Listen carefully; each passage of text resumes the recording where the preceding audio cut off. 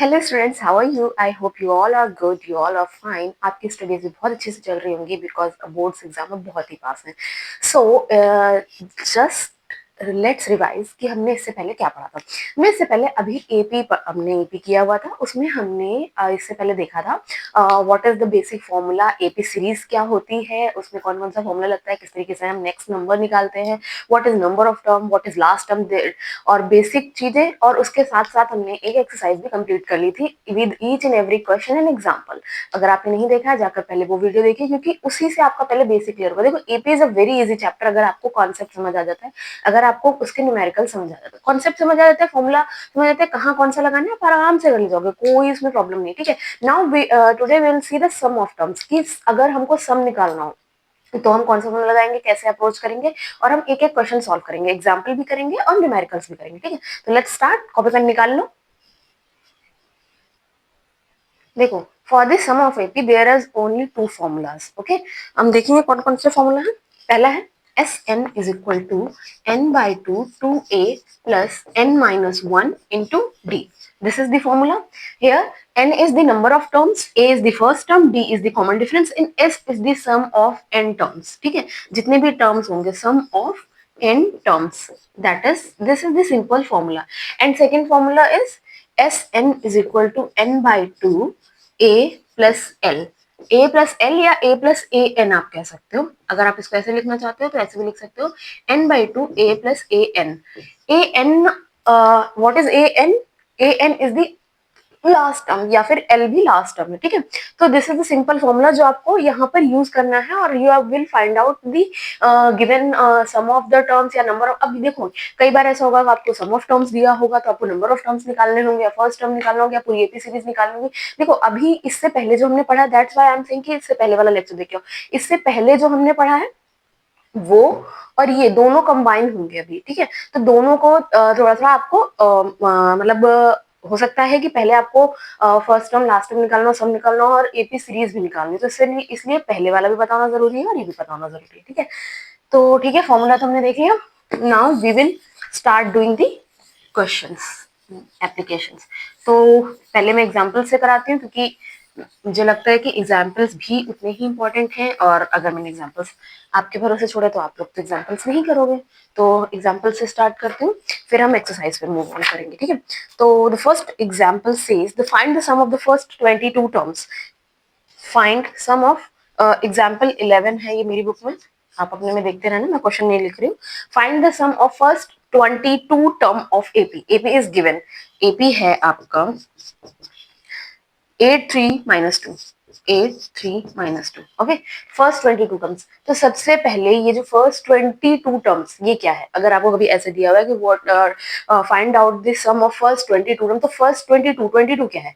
N की value है। देखो, यहाँ पर जब मैंने फॉर्मूला लिखा था तो मैंने लिखा था S N is equal to N by two A plus N minus one into D, ये लिखा था ना। तो यहाँ पे जो ये एन है को कितने टर्म्स का, ये तो उसमें जो लिखा है first 22 terms, that is the N. ठीक है, अब यहाँ से पहले आप डी फाइंड आउट करोगे, D is equal to 3 - 8 is equal to -5। ठीक, ऑब्वियसली सेकेंड में से फर्स्ट माइनस करते हैं तो माइनस का 8 साइन बढ़ेगा, -5 हो जाएगा। ठीक, और ए की वैल्यू 2 है तो यहाँ सब जगह पुट कर दो एस 22, एन की वैल्यू 22, क्योंकि फर्स्ट 22 टर्म्स बोल रहा है ना, एन की वैल्यू 22 है। ठीक है, 22/2, 2 इंटू ए जो है 8 हो जाएगा, एन क्या होगा 22 होगा, 22 - 1, और डी क्या होगा माइनस का 5। ठीक, ये हो गया, कितना समझ आया? बस कुछ नहीं, 11। ठीक, ये हो गया 8 2 16, ये हुआ 11 -5, सॉरी 21 - 5, सॉरी 21 - 5। ठीक, कर लो 11 16, देखो प्लस माइनस माइनस होगा, 5 1 जा 5, 5 1 5, 5 2 जा 10, 105। ठीक, अब देखो 11 105 - 16, मैं पूरा एक एक स्टेप से आपको करके दिखा रही हूँ। 105 - 16, 15 में से 6 गया, कितना बचा 9, और 9 में से 1 गया 8, है ना, तो माइनस का 89, क्योंकि साइन तो बड़े का आएगा ना। देखो 15 में से 9 और 9 में से 8, ठीक, और क्योंकि 105 बड़ा था साइन माइनस का आएगा। ठीक, अब 89 इंटू 11 9 8 9 8 9 8 17 9 सही है। माइनस का 979 सम ऑफ 22 टर्म्स जो होगा माइनस का 979 होगा। ठीक है, नोट कर लो इसको। ये पहला एग्जांपल था सिंपल। इसी तरीके का कि आपको सबसे पहले आपको इसमें एपी में सबसे पहले समझ आना चाहिए कि आपको दिया क्या है। अगर आप टर्म्स समझ जा रहे हो, क्वेश्चन क्या कहना चाह रहा हो वो समझ जा रहे हो, आधा काम हो गया, बस उतना ही काम है, उसके अलावा और कोई काम नहीं है। फॉर्मूला तो लगाना बहुत ईजी है ना। आई होप आप समझ रहे होगे। एंड नोट करने के पीछे मत भागा करो, क्योंकि ये ऑनलाइन क्लास है तो इसको तो आप बाद में भी आराम से नोट कर सकते हो, पहले समझने की कोशिश किया करो। नोट तो आप कर ही लोगे, है ना, बार बार मैं यही बात कहती हूँ, तो नोट करने के पीछे मत भागो।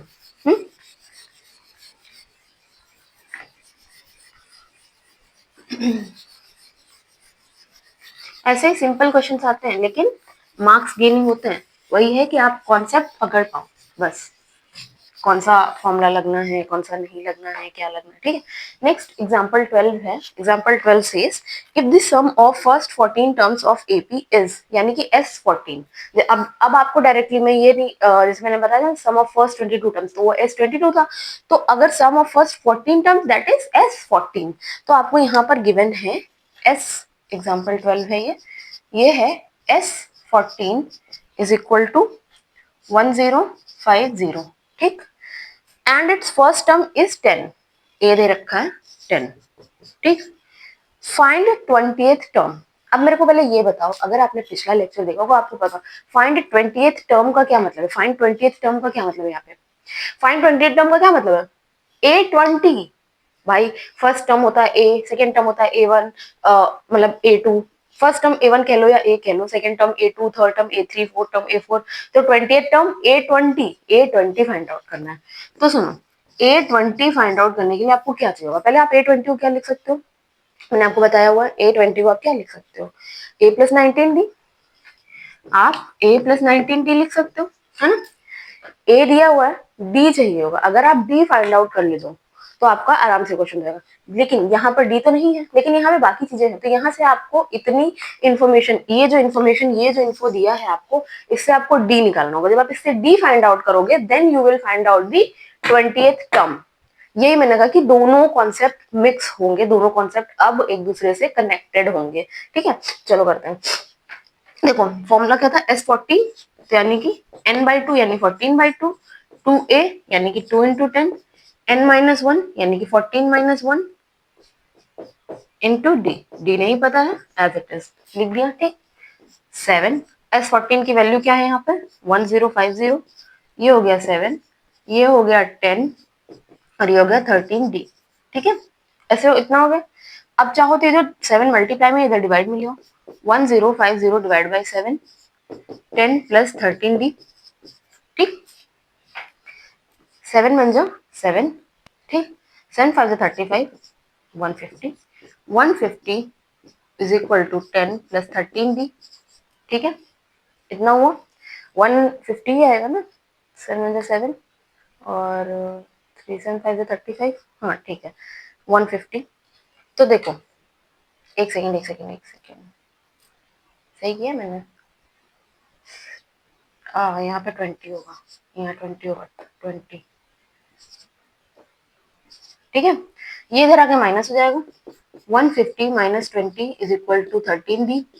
तो ये हो जाएगा 130 इज इक्वल टू 13D।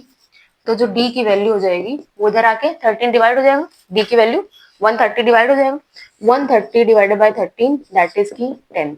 अब आपका प्रॉब्लम सॉल्व हो गया, D भी है A भी है, आप A20 निकाल सकते हो। यहाँ लिख लो A20 is equal to A plus 19D। Simple, A है आपका 10, 19 और डी है, डी भी 10 है। देखो 10 प्लस 190 यानी कि 200, A20 जो होगा वो होगा 200। समझ आया, सिंपल क्वेश्चन था। ठीक, इस तरीके से, लेकिन दोनों कॉन्सेप्ट्स ऐड होंगे। तो वही चीज है कि आपको दोनों दोनों चीजें पता होनी चाहिए, तब आप ये क्वेश्चन सॉल्व कर पाओगे। ठीक है, नोट कर लो इसको। इसी तरीके से सारे क्वेश्चंस को अप्रोच करना है आपको, खुद से ट्राई करने हैं क्वेश्चंस, फिर उनको देखना है वो हो रहे हैं या नहीं हो रहे हैं।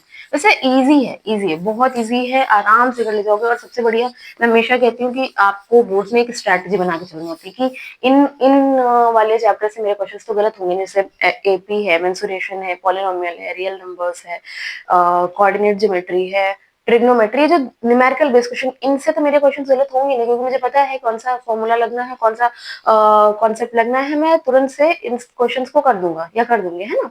क्योंकि यहाँ पर तो आपका पूरा पूरा फॉर्मूला लगना है एज इट इज, अगर आपको कॉन्सेप्ट पता है सिंपली, तो इस यहाँ से तो मेरे को मार्क्स नहीं कट करवाने, ना कैलकुलेशन गलत करनी है, ना ही ऐसा फॉर्मूला गलत लगाना है, ना कॉन्सेप्ट। ठीक, चलो, मैंने कोऑर्डिनेट ज्योमेट्री भी करा रखी है, ट्रिग्नोमेट्री भी करा रखी है, आप प्लीज देखो उसको, बहुत कम टाइम बचा है, अच्छे से प्रिपेयर करो। ठीक है, चलो नेक्स्ट देखते हैं। Example 13 says how many terms of AP, AP दे रखी है 24, 20 एपी आपको दिया हुआ है 24, 21 and 18 must be taken so that the some is 78। अब यहाँ पर सम जो हो वो 78 हो और कितने टर्म्स हो, यानी कि n की वैल्यू, यहाँ आपको n की वैल्यू नहीं पता है। हाउ मेनी, जैसे ही कहे हाउ मेनी टर्म्स, टर्म्स क्या इंडिकेट करता है, n की वैल्यू को, तो हाउ मेनी टर्म्स मतलब n की वैल्यू फाइंड आउट करनी है। देखो सिंपल है, ए आपको, पहले देख लो क्या क्या दे रखा है आपको, पहले तो आप ये देख लो क्या क्या दे रखा है। ए आपको 24 है, डी क्या है 21 माइनस 24 दैट इज -3, और सम दे रखा है 78। एस एन अभी हम नहीं लिख सकते क्योंकि हमको नहीं पता है कि कितने टर्म्स का सम ये है ना। चलो लगाएंगे फॉर्मूले में, S is equal to n by 2 a plus n minus 1 into D, this is the formula. ठीक है, s की जगह 78 रखो, n नहीं पता तो n, 2a 2 इंटू 24, n नहीं पता नो प्रॉब्लम, d -3। ठीक, एज इट इज रखा, तो उधर मल्टीप्लाई कर दो। ठीक, 8 टू 16, 7 टू 14, 15, 156। ठीक, simple. n 24 into 2 48, n minus 1, अब देखो माइनस का 3 मल्टीप्लाई कर दो, तो देखो क्या होगा, जब आप माइनस का 3 मल्टीप्लाई करोगे तो प्लस माइनस माइनस, प्लस इसका है और ये इससे मल्टीप्लाई होगा और ये इससे मल्टीप्लाई होगा, है ना। तो माइनस का 3n, तो ये हो जाएगा माइनस का 3n और प्लस का 3। ठीक, इतना हो गया 156 is equal to n, 48 and 3 कितना हुआ, 48 एंड 3 51, 51 माइनस 3n। अब ये n का मल्टीप्लाई अंदर करेंगे। ठीक है, देखो 156 is equal to 51n minus 3n square, n multiply उसमें n स्क्वायर हो जाएगा, ये 156 उधर लाओ, नहीं इसको उधर ले आओ पूरे को, तो ये प्लस में हो जाएगा 3n square minus 51n plus 156 is equal to 0, है ना।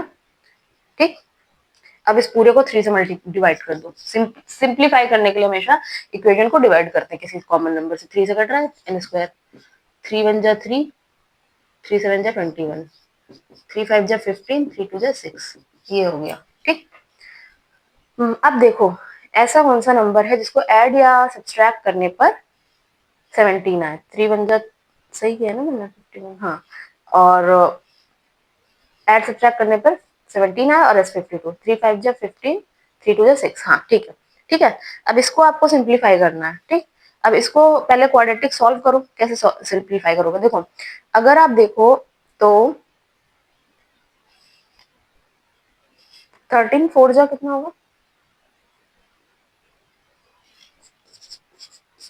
3 4 जा 12, हाँ 52, 13 4 जा 52 और 13 प्लस 4 17, हाँ सिंपल। तो यहाँ देखो, यहाँ करेंगे, देखो तो यहाँ पे n square minus 4n minus 13n plus 52 is equal to 0।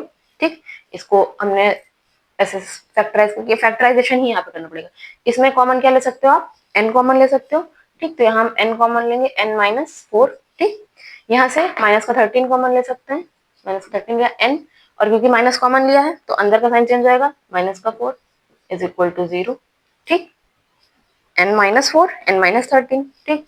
तो n की वैल्यू 4 भी हो, देखो तो दो ब्रैकेट बनेंगे, मैं डायरेक्टली दिखाती हूँ, n-4 एंड n-13, ठीक है।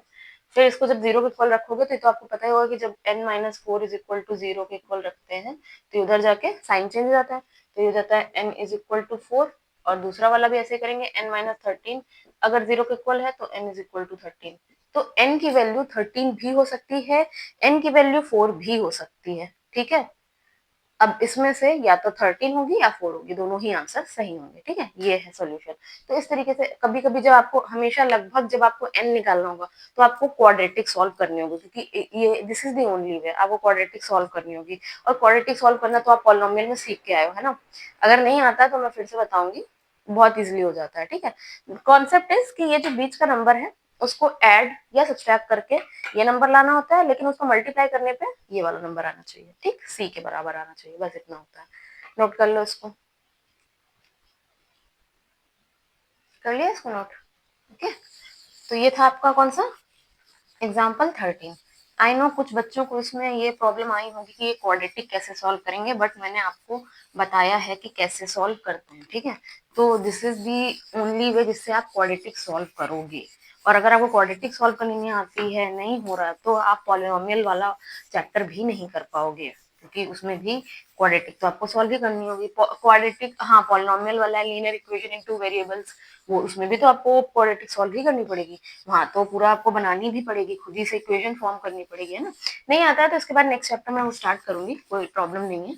आप अच्छे से, इतना परेशान होने वाली बात नहीं है, इजी इजी वे में आप सीखोगे कि कैसे हम क्वाड्रेटिक सॉल्व करते हैं, ठीक है।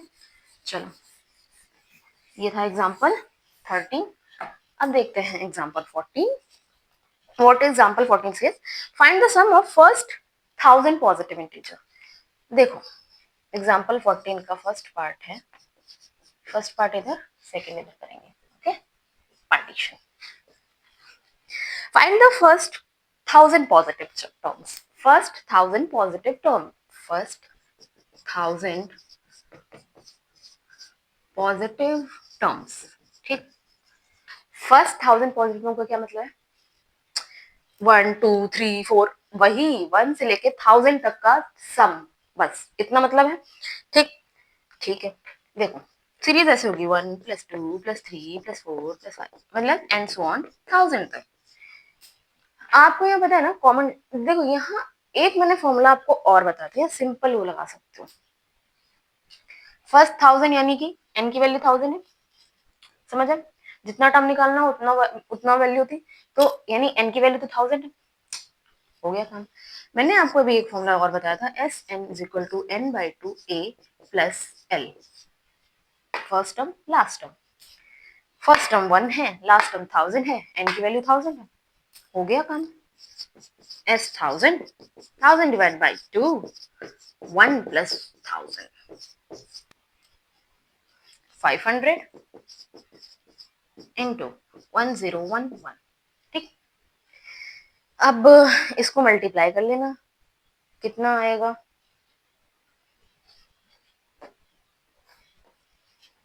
500 500,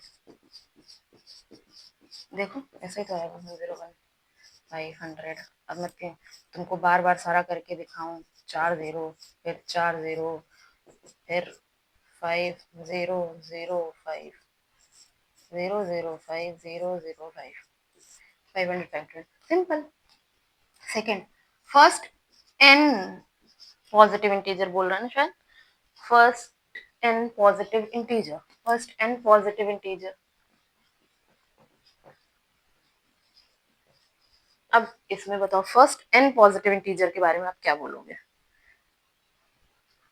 हाँ, वही बात तो, 1 2 3 फिर एन तक, हमको नहीं पता लास्ट क्या है, एन तक हमको नहीं पता लास्ट क्या है, सिंपल लगा लेंगे भाई formula, Sn = n/2 a + l। N, N का निकालना है, एन एन ही रहेगा, रहने दो, n/2, a है 1 और लास्ट टर्म भी n है, n ही तो होगा लास्ट टर्म भाई, n पॉजिटिव इंटीजर निकालना है तो बस हो गया सिंपल। Sn = n n+1/2, इसको n+1 लिख दिया बस।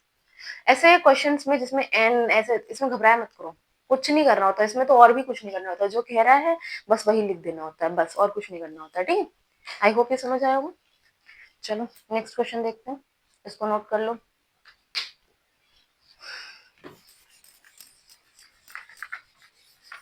मैं इसलिए पहले एग्जांपल्स आपको करवाती हूँ, ताकि जब आप एग्जांपल्स करोगे ना तो ऑलरेडी आपको कॉन्फिडेंस आ जाएगा एक्सरसाइज करने का, कि एक्सरसाइज में क्या करना चाहिए, मतलब कैसे क्वेश्चन होंगे, क्योंकि एग्जांपल्स ऑलमोस्ट वैसे उतने ही वैसे दिए होते हैं जो एक्सरसाइज में क्वेश्चन होते हैं। ठीक है, वही चीजें पूछते ही हैं, उसमें इतना थोड़ा तो डिफरेंस रहेगा ऑब्वियसली। एक्सरसाइज और एग्जाम्पल में ऐसा नहीं है कि सारा वही दे देंगे, थोड़ा तो आपको अपनी दिमाग का यूज करना होगा, जो कि आपके पास बहुत है, लेकिन डिस्ट्रैक्शन बहुत है, इधर उधर में यूज कर रहे हो, पढ़ाई में यूज करो, क्योंकि अभी तो आपका करियर जस्ट स्टार्ट हो रहा है, अभी बहुत आगे कहानी बाकी है गाइस, बहुत कहानी बाकी है, बहुत कुछ करना है, बहुत पढ़ाई करनी है, और जिस हिसाब से आजकल कंपटीशन है आपके लिए बहुत टफ होने वाला है।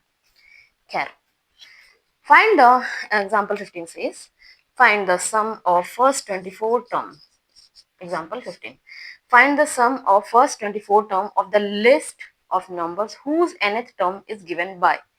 वाओ, यहाँ पर बोला है फर्स्ट S24 निकालना है, लेकिन उसका nth term is given by an is given by 3 plus 2n. an is given by 2n का क्या मतलब है?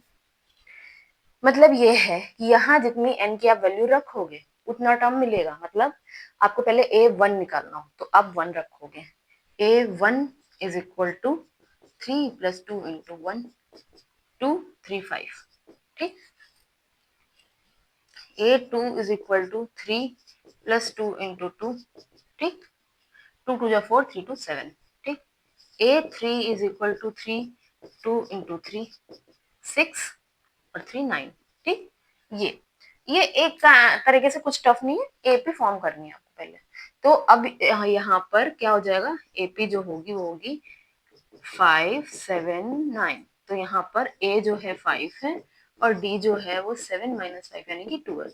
इतना ही चाहिए होता है, इतना ही चाहिए होता है निकालने, क्योंकि S24 एन 24 टर्म की वैल्यू पूछ रहा है, तो एन की वैल्यू 24 है ही है। सॉरी मैंने क्या लिख दिया, S24 पूछ रहा है। ठीक, तो n की वैल्यू 24 है ही है, निकाल लो। S24 is equal to n by 2 two a plus n minus 1 into D है ना, इतना करना। ये हो गया 12, ये हो गया 10, ये हो गया 23 इंटू 2, 12 10 46 12 इंटू 56 कितना हो जाएगा, करके देख लो। 6 to 12, 5 to 10 11, 1 6 just 6, 1 5 just 5, 7 6 672। This is the answer. ये सिर्फ थोड़ा सा कंफ्यूज करने के लिए दिया था और कुछ नहीं, इसमें 1 2 3 वैल्यू रखोगे, आप एपी फॉर्म कर लोगे, एपी फॉर्म करोगे तभी आपको ए और डी की वैल्यू पता चलेगी, ए डी पता है, एन की वैल्यू पता है, सब निकाल लोगे आसानी से। नोट कर लो इसको, बहुत इजी क्वेश्चन था। ठीक है, ये हो गया आपका। अब हम देखते हैं last question, I mean to say last example, not the last question, last but not the least. Okay, देखो हर क्वेश्चन में कुछ ना कुछ नया यूज किया है इन्होंने, पर घबराना नहीं है, कॉन्सेप्ट पकड़ लो, लगना ही है इसी तरीके से घुमा फिर आगे क्वेश्चन। बेसिक वालों के लिए तो बहुत आसान है, ये इस तरीके से आएंगे। स्टैंडर्ड वालों के लिए थोड़ा सा स्टैंडर्ड बना सकते हैं, पर इतना कुछ नहीं बना पाएंगे स्टैंडर्ड। आपको अगर आता है तो आप सब कर लोगे, स्मार्ट बच्चे हो आप। चलो, example 16 says a manufacturer of TV set produced 600 set in the third year. Okay, 600 set in the third year, that means कि A3 की वैल्यू है ये। Example 16 says 600 set in the third year, that is की okay, and 700 set in the seventh year. A7 is equal to 700. Third year में 6 है, seventh year में 700। Assuming that the production increases uniformly by the fixed number every year, what is the production in first year. एक fix number से production बढ़ रहा है, that means कि ये किस चीज की वैल्यू हो सकती है, फिक्स नंबर से चेंज होने की वैल्यू, फिक्स नंबर से चेंज होने वाली चीज क्या होती है, मतलब किस टर्म में होता है, D common difference, fix number से जो चेंज हो रहा है that is the common difference, यानी फर्स्ट वाला जो हमसे कह रहा है the production in the first year, यानी डी निकालना है, मतलब production in the first year, तो ए वन निकालना है पहले आपको, तो पहले आप डी निकालोगे भाई। Fixed production increases uniformly, production increases uniformly bye fixed number, fix number से, यानी कि वो डी की वैल्यू, पहले आप डी निकालोगे, ठीक, उसके बाद प्रोडक्शन इन फर्स्ट ईयर यानी ए वन निकालोगे, प्रोडक्शन इन 10th ईयर यानी ए 10 निकालोगे, total production in first 7 year यानी कि एस 7, जब भी ये कहे total production in first 7 year यानी 7 सालों का सम यानी कि एस 7। पहले क्वेश्चन क्लियर करना जरूरी है, क्या क्या कह रहा है, देखो पहले ये कह रहा है कि इन्होंने थर्ड ईयर तक पहले थर्ड ईयर में 600 टीवी बेचे, तो ए थ्री आपका 600 हुआ, फिर नेक्स्ट सेवेंथ ईयर में इन्होंने 700 बेचे, ठीक, ए 7 हुआ, यूनिफॉर्मली इंक्रीज हो रहा है इनका, तो यानी प्रोडक्शन जो इंक्रीज हो रहा है यूनिफॉर्मली बाय फिक्स नंबर, वो होगा डी, क्योंकि फिक्स नंबर से डी ही चेंज होता है, ठीक है। फिर ये क्वेश्चन में क्या कहना है, production in the first year यानी कि A one, production in the 10th year यानी कि A 10, total production in the first 7 years यानी कि एस 7, टोटल प्रोडक्शन 7 ईयर में एस 7, ठीक, इतना करना है, कोई बात नहीं, ऐसा क्वेश्चन हम करके आए हैं। ए थ्री को हम क्या लिख सकते हैं, A plus two D is equal to 600, इसको क्या लिख सकते हैं, A plus 6d is equal to 700, ठीक, सब्ट्रैक्ट कर दो, ये हुआ माइनस का 4d और ये हुआ माइनस का 100, ठीक, तो d की वैल्यू हो गई 25, क्वेश्चन सॉल्व, बस। पहला पार्ट क्या कह रहा था, production in first year A one, यानी कि ये कहीं भी रख के d की वैल्यू निकाल सकते हो, तो देखो A one production in first year, तो यानी कि a plus 2d is equal to 600 था, तो 2d sorry a is equal to 600 minus 2d, है ना, 600 माइनस 2 इंटू 25 यानी 50, यानी कि 550, ए की वैल्यू हो गई 550। और फिर क्या कह रहा है, production in the 10th year A 10, यानी कि production in the 10th year यानी ए 10 यानी कि ए प्लस 9d, इतना ही तो होगा, देखो ए है 550, ठीक, प्लस 9 इंटू 25, ठीक, इतना हुआ, तो कितना होगा 225, 25, 9 5 जा 45, 9 टू जा 18, 19 20 21 22, 225, वही मैंने बोला 225, तो 550 प्लस 225, है ना, तो कितना सम हो जाएगा, 5 और 5 दो 7 और 5 दो 7, सही है ना, 775, ठीक। फिर production in the first 7 year, यानी कि मैंने क्या कहा, एस 7 पूछ रहा है, थर्ड है एस 7, तो S 7 is equal to 7/2, 2a 550 है A, plus n minus 1 7 minus 1 into D 25 है, ठीक, 7/2 0 5 टू जा 10, 5 टू जा 10 है 11 1100, 6 इंटू 25, ठीक, 25 इंटू 6 कर लो, 5 6 जा 30, 6 टू जा 12 और 150, 150 1 1100 प्लस 150, देखो एक एक दो 1250, ठीक, 7/2 इंटू 1250, 2 6 जा 12 और 2 6 जा 12, 2 2 जा 4, 2 5 जा 10, 625 इंटू 7, तो ये आएगा, देखो कितना आएगा, 625 इंटू 7 कितना होगा, 7 5 जा 35, 7 2 जा 14, 15 16 17, 7 6 जा 42 43, 4375, फर्स्ट 7 ईयर में 4375 होगा आपका प्रोडक्शन, ठीक है, this is the simple way, दिख रहा है आपको, हाँ ऑलमोस्ट, ठीक। तो इस तरीके से पहले आपको क्वेश्चन को समझना है, क्वेश्चन कहना क्या जा रहा है, देखो उन्होंने बोला पहले थर्ड ईयर में उन्होंने 600 टीवी बेचे, सेवेंथ ईयर में 700, यानी ए थ्री ए सेवन की वैल्यू दी है, वहां से हमने ये लगा के डी की वैल्यू फाइंड आउट की, फिक्स नंबर से चेंज होने वाला नंबर डी ही हो सकता है, डी की वैल्यू फाइंड आउट की, ठीक। उन्होंने कहा पहले ईयर में कितना प्रोडक्शन हुआ होगा, 550, ए की वैल्यू, डी की वैल्यू, ये जो डी की वैल्यू है इसमें रख दी, ए की वैल्यू आ गई। फिर सेकंड पार्ट करा था 10th ईयर में, हमने 10th ईयर का निकाल लिया, फिर 7 सालों में 7, फर्स्ट 7 ईयर पूरे 7 सालों में टोटल प्रोडक्शन का हम लोग का पहले साल, दूसरा साल, तीसरा साल, चौथा, पांचवा, छठा, सातवां, सबको ऐड करोगे टोटल प्रोडक्शन यानी कि S7, तो S7 लगा दिया। ठीक, दिस इज सिंपल क्वेश्चन। इस तरीके से पहले क्वेश्चन को समझने का ट्राई किया करो, क्वेश्चन कहना क्या चाह रहा है, तब जाके आप क्वेश्चन सॉल्व कर पाओगे।